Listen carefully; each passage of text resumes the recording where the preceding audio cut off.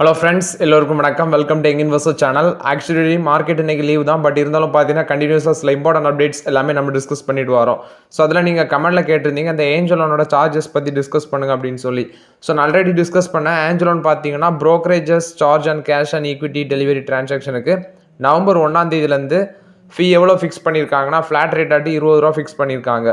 அது இல்லாட்டா ₹20 இல்லாட்டா பார்த்தீங்கன்னா 0.1% ப்ளஸ் ஜிஎஸ்டி அப்படின்னு சொல்லி ஃபிக்ஸ் பண்ணியிருக்காங்க இந்த பேர் எக்ஸிக்யூட்டிவ் ஆர்டருக்கு.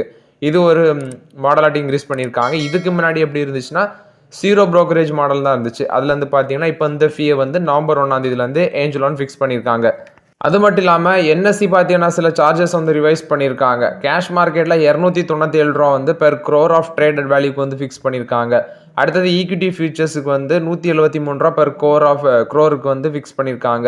அடுத்தது ஈக்விட்டி ஆப்ஷனுக்கு வந்து ₹3503 பார்த்தீங்கன்னா பெர் க்ரோர் ஆஃப் ப்ரீமியம் வேல்யூக்கு வந்து ஃபிக்ஸ் பண்ணியிருக்காங்க. Stock option and Sensex 50 option இதுக்கு வந்து டிரான்சாக்ஷன் ஃபீ ஆட்டு ₹500 பார்த்தீங்கன்னா per crore of premium turnover வேல்யூக்கு வந்து ஃபிக்ஸ் பண்ணியிருக்காங்க என்எஸ்சி.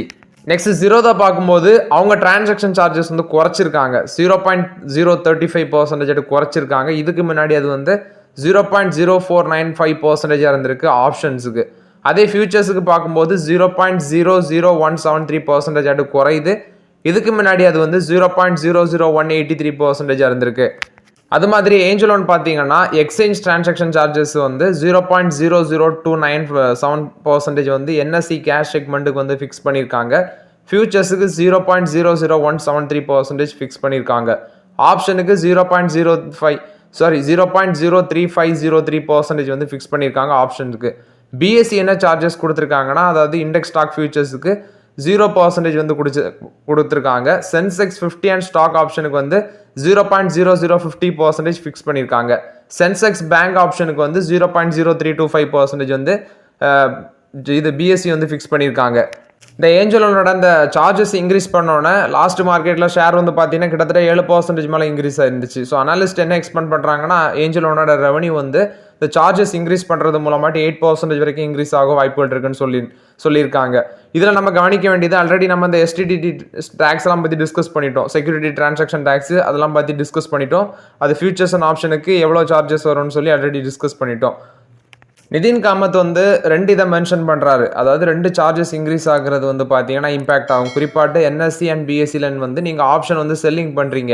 ஸோ உங்களுக்கு எவ்வளோ சார்ஜஸ் வருதுன்னா இப்போ அவங்க சொல்கிறது நீங்கள் என்எஸ்சியில் செல்லிங் பண்ணுறீங்க, அதாவது ஆப்ஷன் வந்து செல்லிங் பண்ணுறீங்க என்எஸ்சியில் ₹2303 பார்த்தீங்கன்னா per crore of premium turn ஓவருக்கு வந்து நீங்கள் வந்து சார்ஜாக பே பண்ணணும். அதாவது 0.020303%.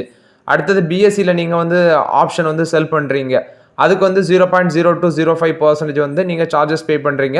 Per crore of premium turn ஓவருக்கு வந்து ₹2050 பார்த்தீங்கன்னா சார்ஜஸ் ஃபிக்ஸ் பண்ணியிருக்காங்க. அதே வந்து செல்லிங் சைடு வந்து நீங்கள் ஃபியூச்சர்ஸில் பண்ணுறீங்க அப்படின்னா 0.0735%, அதாவது per crore of future turn ஓவருக்கு வந்து ₹735 பார்த்தீங்கன்னா சார்ஜஸ் ஃபிக்ஸ் பண்ணியிருக்காங்க. இது வந்து மோரலாட்டு பார்க்கும்போது ஏஞ்சல் லோன் ஜீரோதா கொடுத்த சார்ஜஸ் அப்டேட்டு. ஆனால் ஏஞ்சல் லோன் வந்து பார்த்தீங்கன்னா சார்ஜஸ் இன்க்ரீஸ் பண்ணியிருக்காங்க. பட் ஜீரோதாவோட நிதின் காமத் என்ன அப்டேட் கொடுத்துருக்காங்கன்னா நாங்கள் வந்து இப்போ வரைக்கும் எந்த சார்ஜஸ்மே இன்க்ரீஸ் பண்ணலை அப்படின்னு சொல்லியிருக்காங்க. ஈக்விட்டி டெலிவரி வந்து ஜீரோதாவில் ஃப்ரீ ஆட்டு நீங்கள் கண்டினியூ பண்ணலாம் அப்படின்னு சொல்லி ஜீரோதாவோட நிதின் காமத் அப்டேட் கொடுத்துருக்காங்க. இது பார்த்தீங்கன்னா இந்த ஈரான் அண்ட் இஸ்ரேல் வார் வந்து கண்டினியூ ஆகிட்டு இருக்குது. ஸோ ஈரான் வந்து இஸ்ரேல் மேலே பார்த்தீங்கன்னா அந்த மிசைல்ஸை வந்து வீசியிருக்காங்க. ஆனால் இஸ்ரேலில் வந்து பெரிய அளவில் வந்து டேமேஜஸ் இல்லைன்னு சொல்லி இஸ்ரேல் தரப்பில் விளக்கம் கொடுத்துருக்காங்க. ஏன்னா அவங்க இஸ்ரேல்கிட்ட வந்து பார்த்தீங்கன்னா அந்த அயன் டோம் அப்படிங்கிற டெக்னாலஜிஸ் இருக்குது. அது வந்து வான்வெளியில் வரும்போதே அந்த மிசைல்ஸ் எல்லாமே பார்த்தீங்கன்னா இவங்களோட இஸ்ரேலோட அயன் டோமை வந்து தாக்கி அழிச்சிரும். ஸோ இப்போ இது ஒரு பிரச்சனை வந்து இந்த இஸ்ரேலுக்கும் ஈரானுக்கும் பார்த்தீங்கன்னா ஒரு போர் மாதிரி போயிட்டுருக்கு. இப்போ ஈரான் வந்து இஸ்ரேல் மேலே மிசைல்ஸ் வீசியிருக்காங்க. இஸ்ரேல் என்ன சொல்கிறாங்கன்னா இதுக்கு வந்து ஈரான் மேலே நாங்கள் அட்டாக் பண்ணுவோம் அப்படின்னு சொல்லி இஸ்ரேல் சொல்லியிருக்காங்க. ஸோ இது வந்து நம்ம ஷேர் மார்க்கெட்டில் எப்படி இம்பேக்ட் ஆக போகுது அப்படின்னு சொல்லி நம்ம பொறுத்திருந்தான் பார்க்கணும். இதில் முக்கியமாட்டு பார்க்குறது வந்து பார்த்தீங்கன்னா இந்த க்ரூட் ஆயிலோட ப்ரைஸ் வந்து இன்க்ரீஸ் ஆக வாய்ப்பு இருக்குன்னு சொல்கிறாங்க. அது மட்டும் இல்லாமல் இந்த பிரெண்ட் கச்சாயினோட விலை வந்து ரீசெண்டாக 4% அதிகரிச்சிருக்கு. ஸோ இப்போ ஈரான் மேலே வந்து பார்த்தீங்கன்னா இஸ்ரேல் வந்து நாங்கள் கடுமையாட்டு தாக்குவோம் அப்படின்னு சொல்லி ஒரு பதத்தடை வந்து உண்டு பண்ணியிருக்காங்க. ஸோ இப்போ வந்து ஃபார் எக்ஸாம்பிள் கச்சா எண்ணெய் வந்து பார்த்தீங்கன்னா இந்த பிரெண்ட் க்ரூட் ஆயில் வந்து ஒரு பேரலுக்கு வந்து $10 வரைக்கும் இன்க்ரீஸ் ஆகுது அப்படின்னா இது வந்து நம்மளோட எக்கனாமியில் இம்பேக்ட் ஆகும், ஷேர் மார்க்கெட்டில் இம்பேக்ட் ஆகும், இன்ஃப்ளேஷன் அதிகரிக்கும். அது மட்டும் இல்லாமல் பார்த்தீங்கன்னா க்ரோத்தையும் அஃபெக்ட் பண்ணும் அப்படின்னு சொல்கிறாங்க. இதில் டிஆர் சாக்ஸ்கி ஃபின்சர்வ் அதோட நிர்வாக இயக்குனராக இருக்கிற தேவன் சாக்ஸ்கி அவர் வந்து ஒரு அப்டேட் கொடுக்குறாரு. ஸோ ஃபியூச்சரில் வந்து பார்த்தீங்கன்னா 10 to 15% வரைக்கும் மார்க்கெட் கீழே விழ வாய்ப்புகள் இருக்குது அப்படின்னு சொல்லியிருக்காங்க. ஏன்னா அந்த டெக்னாலஜி பேஸ்டு வந்து கொஞ்சம் மந்தமாக இருக்குது, அதாவது டெக்னாலஜி செக்டார் வந்து மந்தமாக இருக்குது அப்படின்னு சொல்கிறாரு. ஸோ இப்போ இருக்க மார்க்கெட்டில் பார்க்கும்போது பார்த்தீங்கன்னா அதிகமாட்டு பை பண்ணுறாங்க, அதாவது மார்க்கெட்டில் அதிகமாட்டு பை பண்ணுறாங்க. அது மட்டும் இல்லாமல் செபி வந்து இந்த F&Oவில் வந்து சில சேஞ்சஸ் கொண்டு வராங்க. சைனாவும் பார்த்தீங்கன்னா சில எக்கனாமிக் சேஞ்சஸ் வந்து பண்ணுறாங்க. அது நம்ம ரீசெண்டாட்டு டிஸ்கஸ் பண்ணியிருந்தோம். குறிப்பாட்டு அவங்க சில ஸ்டேட்ஸில் வந்து பார்த்தீங்கன்னா சில சேஞ்சஸை வந்து கொண்டு வந்திருந்தாங்க. அதனால அந்த அயனோரோட ப்ரைஸ் எல்லாமே இன்க்ரீஸ் ஆகுது அப்படின்னு சொல்லி டிஸ்கஸ் பண்ணியிருந்தோம். அது இல்லாமல் ஹெச்டிஎஃப்சி செக்யூரிட்டிஸோட அந்த ஹெச்டிஎஃப்சி செக்யூரிட்டிஸோட கம்பெனியோட ரீட்டைல் ரிசர்ச் லீடர் தீபக் ஜாஷானி இவர் வந்து என்ன அப்டேட் கொடுக்குறாருன்னா, சில நாட்களாட்டே மார்க்கெட் வந்து பார்த்தீங்கன்னா ஒரு திருத்த கட்டத்திற்கு தான் போயிட்டுருக்கு அப்படின்னு சொல்லியிருக்காங்க. இது ஒரு ஷார்ட் டேர்மில் 6% வரைக்கும் மார்க்கெட் வந்து குறைய வாய்ப்பு இருக்குன்னு சொல்கிறாங்க. ஸோ கச்சா எண்ணெயோட ப்ரைஸ் வந்து பெர் பேரலுக்கு $10 வரைக்கும் இன்க்ரீஸ் ஆச்சுன்னா அது இன்ஃப்ளேஷன் இன்க்ரீஸ் பண்ணும். அது மட்டும் இல்லாமல் நிதி பற்றாக்குறை வந்து பார்த்தீங்கன்னா இப்போ முன்னிலையில் இருக்கக்கூடும் அப்படின்னு சொல்லி இந்த ஜாஷானி வந்து அப்டேட் கொடுக்குறாரு. ஸோ மார்க்கெட் வந்து இந்த மாதிரிப்பட்ட பிரச்சனைகள்னால வந்து பார்த்தீங்கன்னா கிராஷ் ஆகிறதுக்கு அதிக சான்சஸ் இருக்குது. ஃபார் எக்ஸாம்பிள் வந்து கச்சா எண்ணெய் ப்ரைஸ் வந்து இன்க்ரீஸ் ஆகுதுன்னா அது வந்து பார்த்தீங்கன்னா டேரெக்டாகிட்டு ஆயில் செக்டார் ஸ்டாக்கில் வந்து கொஞ்சம் அடிவுள்ள வாய்ப்புகள் இருக்குது. ஏன்னா இப்போ ரீசெண்டாக தான் அந்த ஆயில் ப்ரைஸ் கீழே இறங்கினோன்னே இவங்க வந்து பார்த்தீங்கன்னா பெர் லிட்டருக்கு வந்து இந்த ஆயில் மார்க்கெட்டிங் கம்பெனிஸ் எல்லாமே ப்ராஃபிட் வந்து ஒரு $15 $10 வரைக்கும் பார்த்தீங்கன்னா ப்ராஃபிட் பார்த்தாங்க. அது வந்து அடி வாங்க வாய்ப்பு இருக்குது. மேபி இந்த ரிசல்ட்ஸ் வந்து இந்த ஆயில் மார்க்கெட்டிங் கம்பெனிஸுக்கு இந்த வரக்கூடிய ரிசல்ட்ஸ் வந்து ஆயில் மார்க்கெட்டிங் கம்பெனிஸுக்கு நல்லா இருக்க பாசிபிலிட்டிஸ் இருக்குது. ஆனால் இப்போ இந்த வார் வந்து கண்டினியூஷனாக பார்த்தீங்கன்னா அடுத்தடுத்து வர காலகட்டங்களில் அந்த ஆயில் மார்க்கெட்டிங் கம்பெனிஸ் பேட் நியூஸாக போகும். கம்பெனிஸுக்கு பேட் நியூஸ் மட்டும் போகாமல் மார்க்கெட்டில் இம்பாக்ட் ஆகும். அது மட்டும் இல்லாமல் நம்மளோட இந்தியன் எக்கனாமிலையும் பார்த்தீங்கன்னா இது இன்ஃப்ளேஷனில் இம்பேக்ட் ஆக வாய்ப்பு இருக்குன்னு சொல்லி எக்ஸ்பர்ட் சொல்கிறாங்க. ஸோ மோராட் இந்த வார் வந்து பார்த்தீங்கன்னா நடக்கக்கூடாது, இப்படியே ஸ்டாப் ஆயிடணும். ஸோ இவங்க 2 நாட்டுக்குள்ள பேசி பிரச்சனையை முடிச்சிட்டாங்கன்னா இந்த பிரச்சனை இதோட சால்வ் ஆகும். ஸோ வார் வந்து எப்படி போகுது அப்படின்னு சொல்லி நம்ம வெயிட் பண்ணி தான் பார்க்கணும். இது வந்து பார்த்தீங்கன்னா இஸ்ரேல் ஈரான் வார பொறுத்த வரைக்கும் அப்டேட்டு.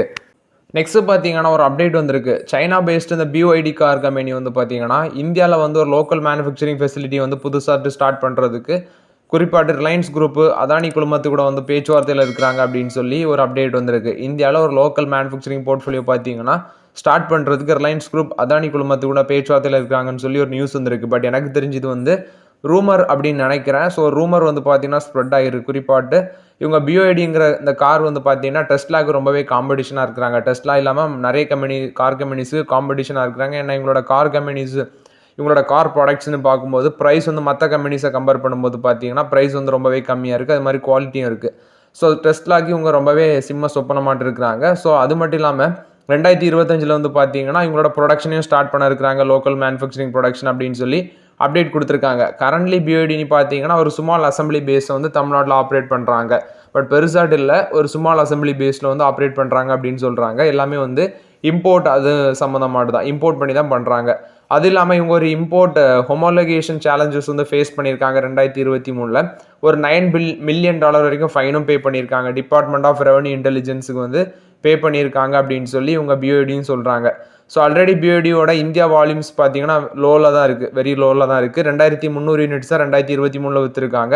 செப்டம்பர் 2024 இந்த 2024 செப்டம்பர் வரைக்கும் 2000 யூனிட்ஸ் விற்றுருக்காங்க அப்படின்னு சொல்லியிருக்காங்க. சேல்ஸ் வந்து இயர் பை இயரில் பார்க்கும்போது 40% க்ரோத் ஆயிருக்குன்னு சொல்லியிருக்காங்க. நெக்ஸ்ட் 2 இயர்ஸில் 10,000 யூனிட்ஸ் வந்து நாங்கள் விற்போம் அப்படின்னு சொல்லியிருக்காங்க. ப்ராடக்ட் போர்ட்ஃபோலியோவை எக்ஸ்பேண்ட் பண்ண இருக்கிறாங்க. அவங்களோட டீலர்ஷிப் நெட்ஒர்க்கை 27 47 அவுட்லெட்டோட நெக்ஸ்ட் இயரில் வந்து இன்க்ரீஸ் பண்ணோம். குறிப்பாட்டு Tier 2 சிட்டிஸு அங்கெல்லாம் பார்த்தீங்கன்னா மேஜர் சிட்டிஸ்லலாம் அவங்களோட ப்ரெசன்ஸை வந்து இன்க்ரீஸ் பண்ணும் அப்படின்னு சொல்லி BYD வந்து அப்டேட் கொடுக்குறாங்க.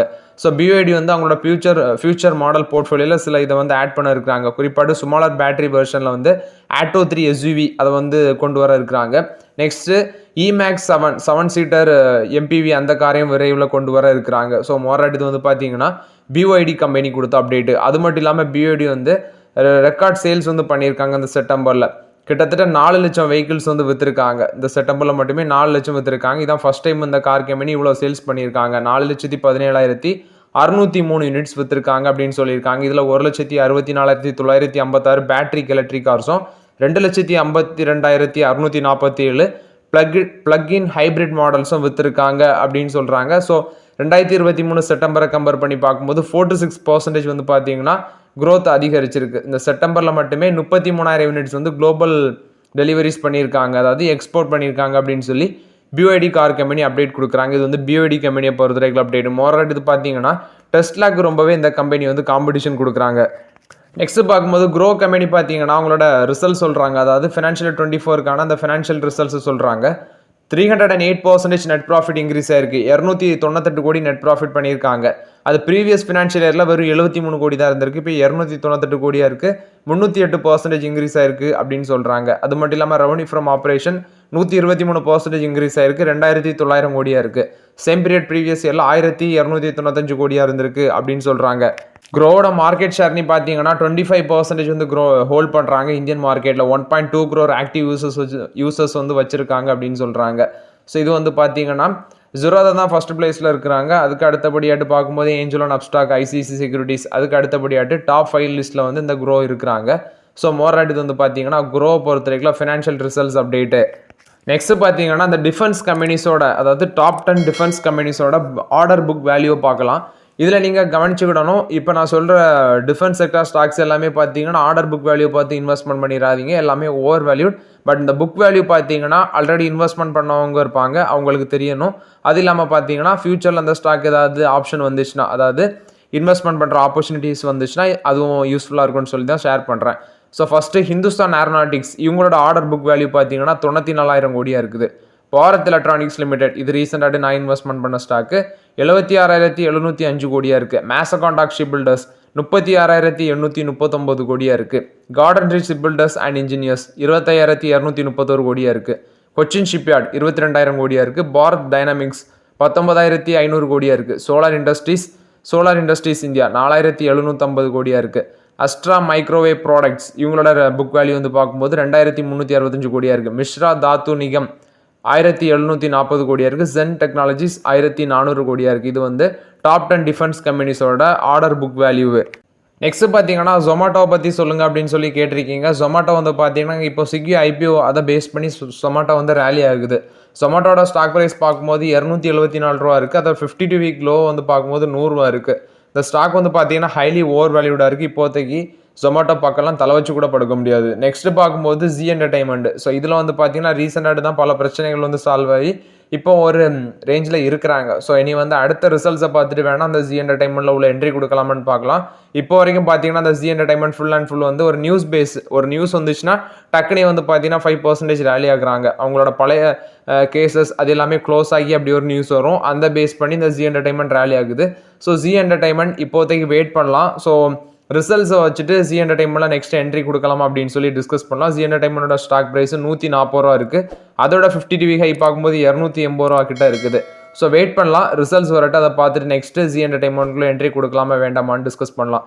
நெக்ஸ்ட் வந்து NBCC, அந்த ஷேரை பற்றி கேட்டிருக்கீங்க.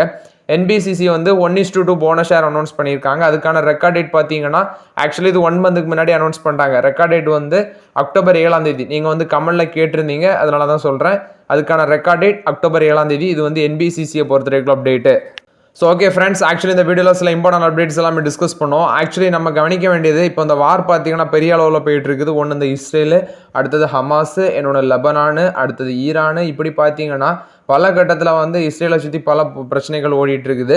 ஸோ இது வந்து கம்ப்ளீட் ஆகணும், அதாவது இந்த வார் எல்லாமே ஸ்டாப் ஆகணும் அப்படின்னு சொல்லி வேண்டிப்போம். ஏன்னு பார்த்தீங்கன்னா இது வந்து வேர்ல்டு லெவல் எக்கனாமிலே இம்பாக்ட் ஆகும், நம்ம இந்தியன் எக்கனாமிலே இம்பாக்ட் ஆகும். இப்படியே போச்சுன்னா மார்க்கெட்டில் அடி பயங்கரமாக உள்ள வாய்ப்புகள் இருக்குது. ஸோ நம்ம வெயிட் பண்ணி தான் பார்க்கணும் அந்த நாட்டு கவர்மெண்ட்லாம் என்ன முடிவு எடுக்க போகிறாங்க அப்படின்னு சொல்லி. ஸோ வந்து நாளைக்கு மார்க்கெட் எப்படி இருக்குன்னு தெரில, மேபி இது வந்து மார்க்கெட்டில் இம்பாக்ட் ஆக அதிக வாய்ப்புகள் இருக்குது. ஸோ நம்ம வெயிட் பண்ணி தான் பார்க்கணும். ஸோ ஓகே ஃப்ரெண்ட்ஸ், இந்த வீடியோ உங்களுக்கு பயனுள்ளதாக இருக்கும்னு நினைக்கிறேன். பயனுள்ளதாக இருந்துச்சுன்னா லைக் பண்ணுங்கள், சப்ஸ்கிரைப் பண்ணுங்கள், கமெண்ட் பண்ணுங்கள். Okay friends, thank you.